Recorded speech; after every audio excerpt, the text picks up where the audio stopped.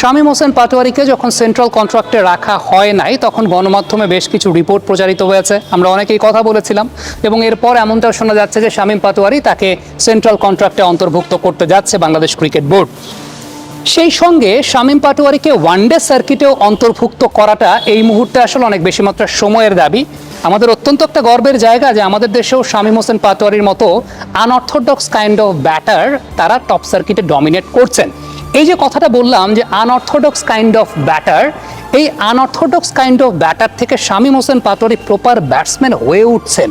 কেন proper batsman হয়ে উঠছেন? আমি যদি আজকের দিনে শামীম পাটোয়ারির ব্যাটিংটা একটু আপনাদেরকে লক্ষ্য করে দেখাই, এত elegant cover drive Shamim Patwari করেছেন, এত elegant straight drive Shamim Patwari করেছেন, একদম যেটাকে প্রপার ক্রিকেটিং শট বলা হয়। একটু কল্পনা করে দেখুন, আজ থেকে 2 বছর আগে কি আপনি শামীম পাটোয়ারিকে এরকম এলিগেন্ট কাভার ড্রাইভ করতে দেখতেন? এরকম এলিগেন্ট স্ট্রেট ড্রাইভ করতে দেখতেন? বিষয়টা কিন্তু সেরকম থাকতো না। শামীম যে কাজটা করতে পারতেন সেটা কি পারতেন? এরকম কাভার ড্রাইভের বল আসলে যেটাকে বলা হয় স্কোয়ার ড্রাইভ। স্কোয়ার ড্রাইভ বলতে স্ল্যাশ করা, মানে জাস্ট যেভাবে দেখতে পারতেন যে স্ল্যাশ করা, এটা করতেন। বাট একদম এলিগেন্ট এই কাভার ড্রাইভ, এইভাবে ফলো থ্রু, এই কাজটা কিন্তু শামীম পাটোয়ারিকে দেখা যেত না, যেটা এখন দেখা যায়। ইনফ্যাক্ট আপনি যদি চিন্তা করেন, তিনি যদি স্ট্রেটে খেলবেন, স্ট্রেটে খেলার সময় তার শট থাকতো একদম এরকম, মানে স্ল্যাশ করার মতো শট তিনি খেলতেন। এখন যেরকম আমরা দেখতে পাচ্ছি যে একদম সুন্দর স্ট্রেট ড্রাইভ করে তিনি ফলো থ্রুতে ব্যাট রাখছেন, এই যে কাজটা, এই কাজটা তিনি পারতেন না দেখেই শামীমকে যেটা দেখা যেত, যে বলটা আসলে বিহাইন্ড দ্য স্কোয়ার খেলার না, সেই বলটাও বিহাইন্ড দ্য স্কোয়ার তিনি খেলতে যেতেন।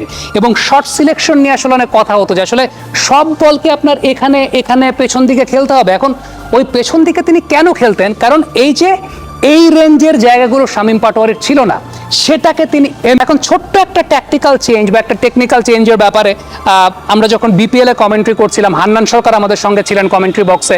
আফটার দ্যাট এই পার্টিকুলার ব্যাপারটা নিয়ে শামীমের সঙ্গে আমার ব্যক্তিগতভাবে কথা হয়েছে। ওই টেকনিক্যাল একটা চেঞ্জের জায়গা, যে আগে তিনি যখন ব্যাটের হোল্ডিং পজিশনটা ছিল, ব্যাটের হোল্ডিং পজিশনটা থাকতো হচ্ছে পয়েন্ট করা টুয়ার্ডস ফার্স্ট স্লিপ বরাবর। এখন ব্যাটের এজটা পোর্শনটা তার পয়েন্ট করা থাকছে উইকেট কিপার বা ফাইন লেগ বরাবর। এই যে একটা ছোট্ট চেঞ্জের জায়গা শামীম তার নিজের জন্য এনেছেন, এটা তার জন্য অনেক বেনিফিশিয়াল হয়েছে। তার জন্য বেনিফিশিয়াল হয়েছে দেখে এখন প্রপার ক্রিকেটিং শটসগুলো তিনি খেলতে পারছেন। আবারও বলছি, এক এক ব্যাটসম্যানের বায়োমেকানিক্যাল সেট আপটা কিন্তু এক এক রকম। এখন এটা শামীম পাটোয়ারির জন্য কাজে লেগেছে, দ্যাট ডাজ নট মিন যে সেটা অন্য যে কোনো ব্যাটসম্যানের জন্য কাজে লাগতে পারে। এটা তার ব্যাটিং প্যাটার্ন অনুযায়ী, তার কমফোর্ট জোন অনুযায়ী তার ক্ষেত্রে এই বিষয়টা কাজে লেগেছে।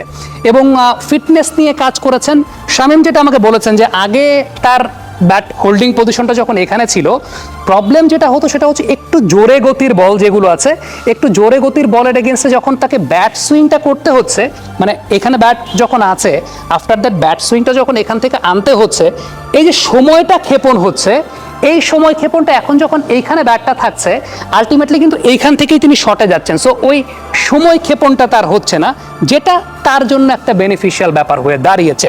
সো প্রোগ্রেসের জায়গাটা একজন ব্যাটসম্যান ডেফিনেটলি তার ক্যারিয়ারে সামনে আবার আরেকটা ফেজ আসবে, যখন এমন দেখা যেতে পারে যে এই টেকনিকে তিনি সফল হতে পারছেন না, বা তখনকার তার বায়োমেকানিক্স অনুযায়ী অন্য কোনো টেকনিক তার জন্য বেটার হলেও হতে পারে। সো ক্রিকেটের ব্যাপারটা আসলে এরকম। এবং মডার্ন ডে ক্রিকেটে যারা স্পোর্টস সায়েন্স নিয়ে গবেষণা করেন, বা মডার্ন ডে সময় যারা এই ব্যাপারগুলো নিয়ে, বায়োমেকানিক্যাল ব্যাপারগুলো নিয়ে গবেষণা করেন, তাদের এগুলো কিন্তু অনেক বড় কেস স্টাডির বিষয়ে চলে যায়, যে একজন ব্যাটসম্যানের ক্যারিয়ারের বিভিন্ন স্টেজে বিভিন্ন টাইপের অ্যাডাপ্টেশনটা প্রয়োজন হয়, বিভিন্ন টাইপের টেকনিক অ্যাডজাস্টমেন্টের প্রয়োজন হয়। এবং এখানেই আসলে স্পোর্টস সায়েন্স এখন একটা অনেক বড় ব্যাপার, একটা বড় ব্যাপ্তির বিষয় হয়ে দাঁড়িয়েছে, যেটা নিয়ে আসলে উন্নত বিশ্বে অনেক গবেষণা হয়। আনফর্চুনেটলি আমাদের দেশে এরকম কোনো ইনস্টিটিউশনের জায়গা নাই, বা আমরা এগুলো নিয়ে আসলে ওইভাবে চিন্তাও করি না। But let's hope for the best, একটা সময় হয়তো হবে। বাট